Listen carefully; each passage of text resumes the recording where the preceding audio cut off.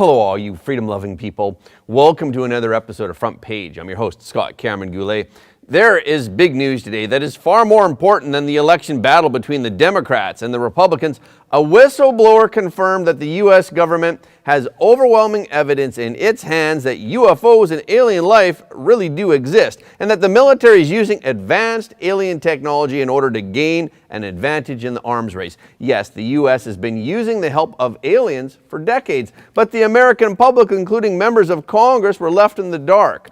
Tucker Carlson also commented on this science non-fiction revelation in his first episode of his new Twitter show. Tucker accused the U.S. government of controlling the public by controlling information. The media, of course, has a responsibility that cannot be ignored. We will also discuss that one of the reasons for the SEC's successive crackdowns on the cryptocurrency industry is that it does not see the need for the industry to exist. Okay, let's get into it.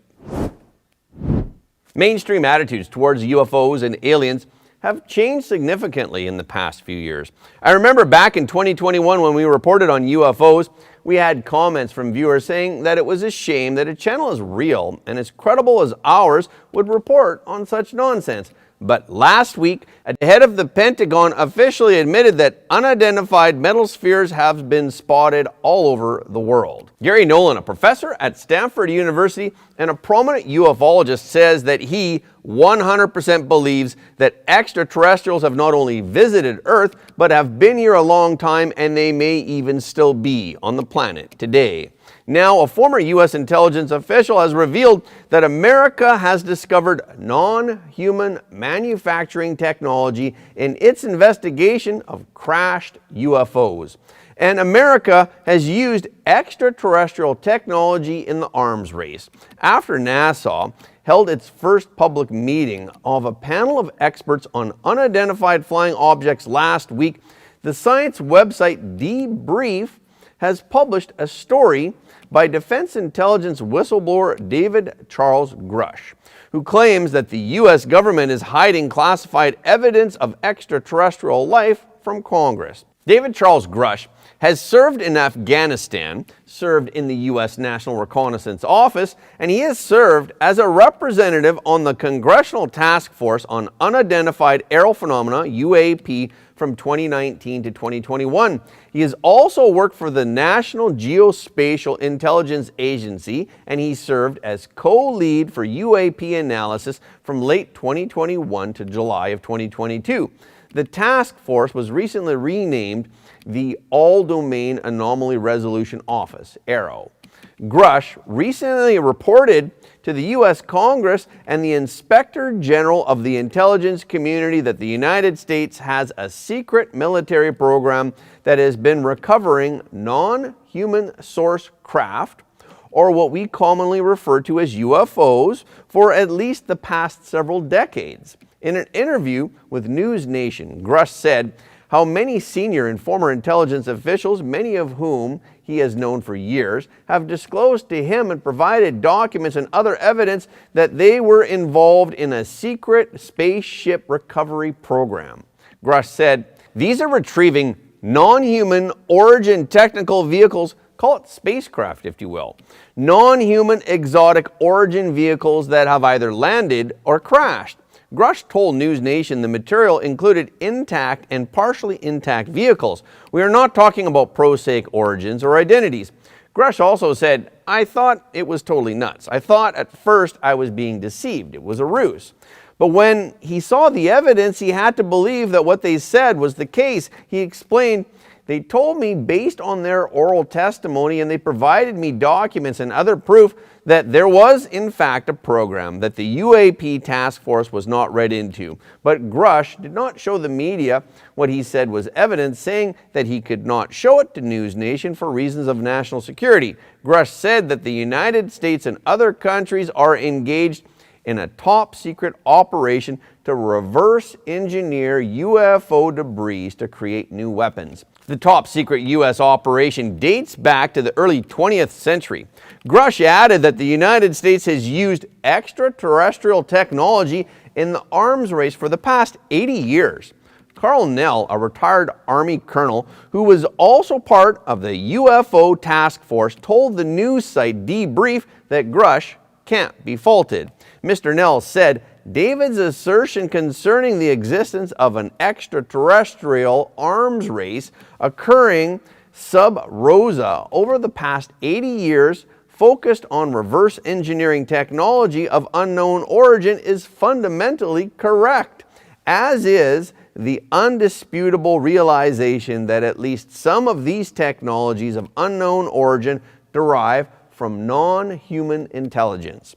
So, since humans have obtained alien spacecraft, have they also come into contact with aliens? According to Grush, the answer is yes. Grush said in a conversation with award-winning journalist Ross Coulthard, well, naturally, when you recover something that's either landed or crashed, sometimes you encounter dead pilots, and believe it or not, as fantastical as that sounds, it's true. His statement sounds shocking, but he had no need to lie or make up stories to gain attention. After all, he's taking a big risk and paying a big price for saying these things. Grush emphasized, I am speaking at great personal risk and obvious professional risk in speaking out. Investigative journalist Leslie Keane said, it's also harder for people to wrap their minds around the concept of a crashed object from someone else. I think it's easier to accept we see things in the sky we can't explain. But she has multiple sources that back up Grush's story. Jonathan Gray, who works for the National Air and Space Intelligence Center, NASIC, also echoed Grush's claim the non-human intelligence phenomena is real. We are not alone. This is a global phenomenon, and yet a global solution continues to elude us. Grush also claims that the U.S. government is hiding classified evidence of extraterrestrial life from Congress. According to Grush, UFO legacy programs have long been concealed within multiple agencies, nesting UAP activities in conventional secret access programs without appropriate reporting to various oversight authorities. Beginning in 2022, Grush began providing Congress with hours-long records of classified information that was transcribed into a manuscript that ran for hundreds of pages, including specific data on material recovery programs. An unclassified version of the complaint shared with the Debrief website alleges that evidence of alien technology was illegally withheld from congressional oversight by the intelligence community in order to purposely and intentionally thwart legitimate congressional oversight of the UAP program. He suffered retaliation after becoming a whistleblower. He requested that the details of that retaliation be withheld to protect the integrity of the ongoing investigation, per the report. Grush told News Nation that the American public has been lied to for decades. There is a sophisticated disinformation campaign targeting the U.S. populace, which is extremely unethical and immoral. NASA and other government agencies have repeatedly said that there is no credible evidence of extraterrestrial activity on Earth, attributing most sightings to natural phenomena or human-made objects. Before we move on, I want to take a moment to thank you all for your support of Front Page. Please remember that every like, comment, and share helps more people to see the truth. If you haven't already, please subscribe. And if you have already subscribed, we thank you, but please double check to make sure that you are still subscribed, because some of our audience have reported that they're somehow unsubscribed without their knowledge. Okay, let's get back into it. On Tuesday night, Tucker Carlson tweeted out the first episode of his new show. The video is short, about 10 minutes, and appears to have been filmed at Carlson's home in rural Maine. He sits behind a table, and his first words are, "Hey, it's Tucker Carlson." Carlson talked about unidentified flying objects in his first show. His view is that flying saucers and extraterrestrial life are actually real. A former Air Force officer who worked for years in military intelligence came forward as a whistleblower to reveal that the U.S. government has physical evidence of crashed non-human-made aircraft, as well as the bodies of the pilots who flew those aircraft. The Pentagon has spent decades studying these otherworldly remains in order to build more technologically advanced weapons systems. Okay, that's what the former intel officer revealed, and it was clear he was telling the truth. In other words, UFOs are actually real, and apparently so is extraterrestrial life. Now we know. Before discussing UFOs, Tucker Carlson commented on the explosion at the Kakhovka Dam in the Russia-controlled southern region of Ukraine. The explosion triggered a flood. This morning it looks like somebody blew up the Kakhovka Dam in southern Ukraine. The rushing wall of water wiped out entire villages, destroyed a critical hydropower plant, and as of tonight puts the largest nuclear reactor in Europe in danger of melting down. So if this was intentional, it was not a military tactic, it was an act of terrorism. The question is, who did it? Of course, both sides blamed each other for the blowing up of the dam. Ukraine, the United States, and the European Union were the first to accuse it of being a Russian terrorist attack.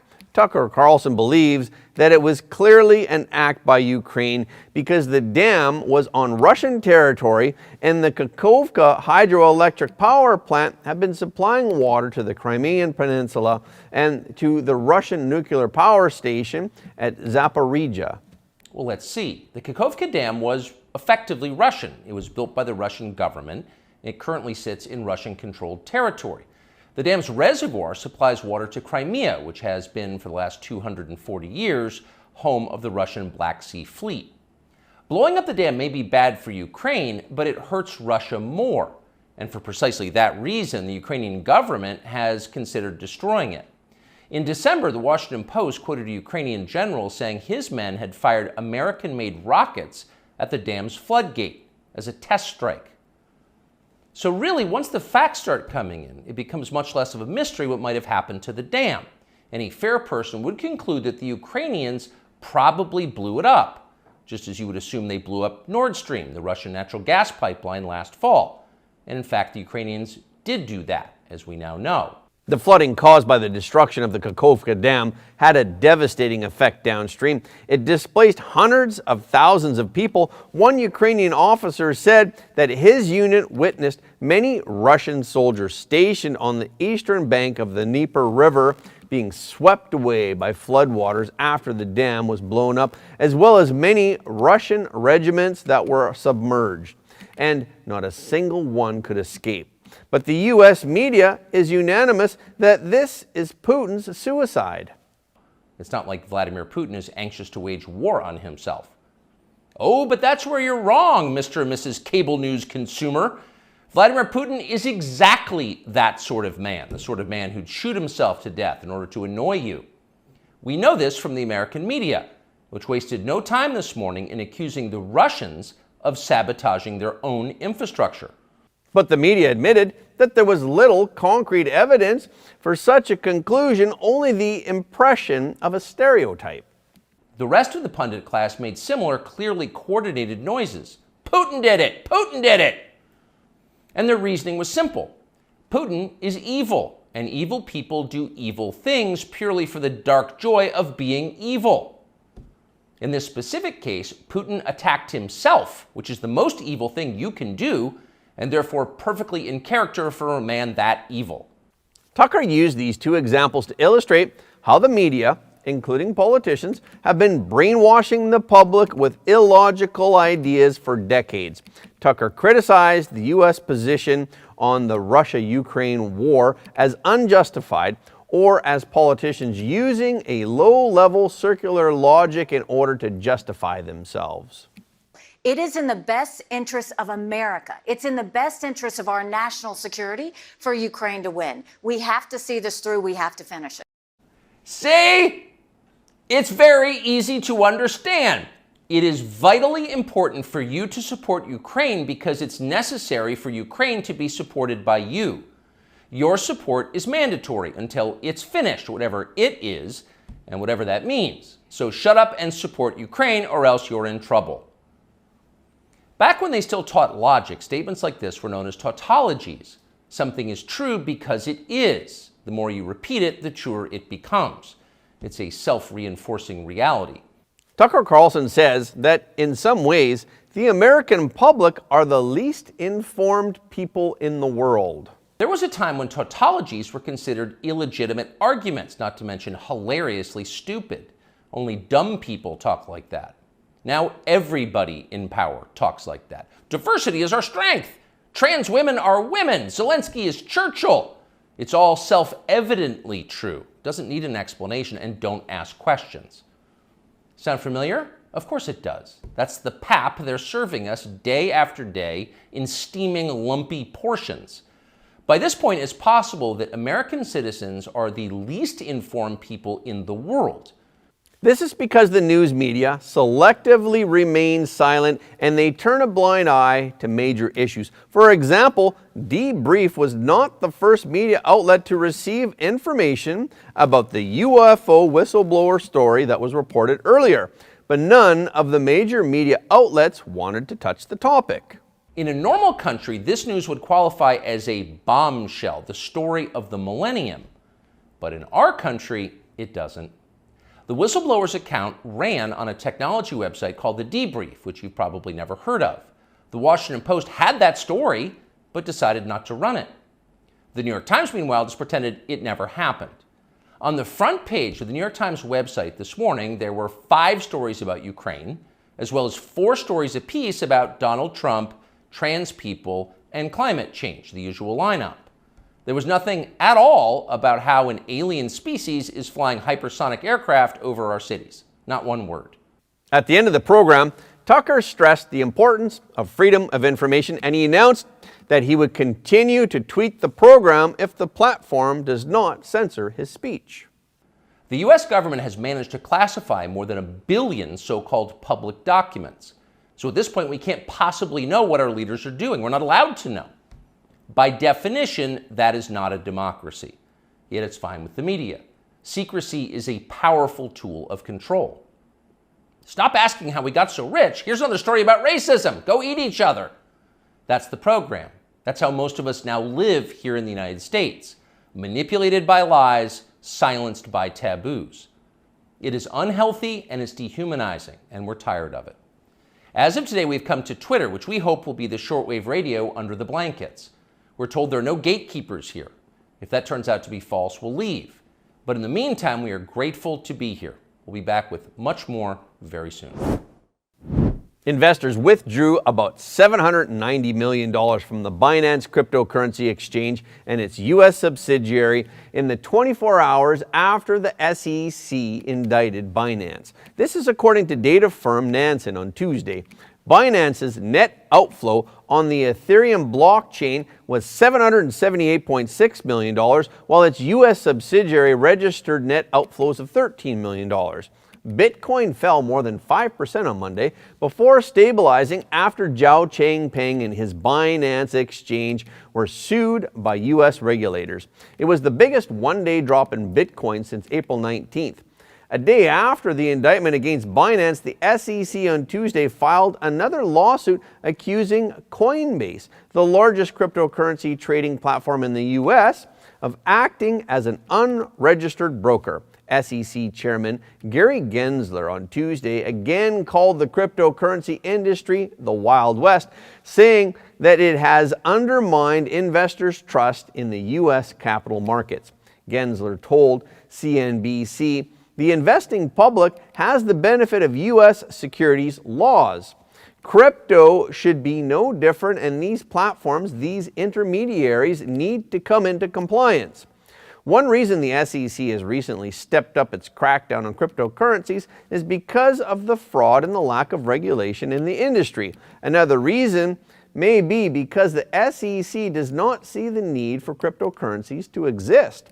Gensler said, "Look, we don't need more digital currency. We already have digital currency. It's called the US dollar. It's called the euro. It's called the yen. They're all digital right now. We already have digital investments."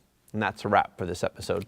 But before we go, I want to remind you that over the weekend on our membership site, we discussed the shadow masters who are behind the recent transgender movement in major corporations.